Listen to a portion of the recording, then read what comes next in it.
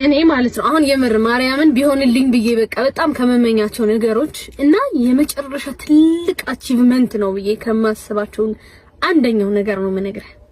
እሺ ስጋ ወደብ መቀበል እናቴ ትሙት አላቅም መቼ እንደሚሆን ምናምን፣ ግን እግዚአብሔር ሆይ ይሄን ነገር ታረጋግልኛለህ ዋንዴ አክቹሊ ከስራችን ጋር ምናምን ብዙ የሚጻረር ነገር አለው ምናምን። አሁን ለምሳሌ ሙዚቃ ብዙ ጊዜ በተለያዩ ሃይማኖቶች ምናምን በብዙዎቹ በእኛም ዘንድም አይፈቀድም ምናምን፣ ግን ንስሐባትም ስላለ እሳቸውን እንጠይቃቸውና እናረጋለን። አዎ እንደዛ ይሻላል። አሁን ዝም ይከማወራ እንደው ትንሽ ግራ ስለሚገባኝ ነው ይሄ ነገር የምሬ ነው። እኔም እንደዛው በጣም የሚያከራክር ነገር ነው እና ምንም ይሄ አሁን ግን ንስሐ አባታችን የሚሉንን ግን እንቀበላለን ነው።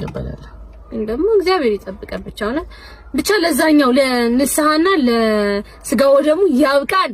አሜን። እንደው ኪዳነ ምሕረትን የምሬ ነው በጣም ነው የምመኘው። እናቴ ትሙት አሁን ላይሆን ይችላል አይሮ ነው መቼ የፋሲካ ጾም ጊዜ ሪል የምሬ ነው የውስጥ የተሰማኝ ነገር ነው። ማርያም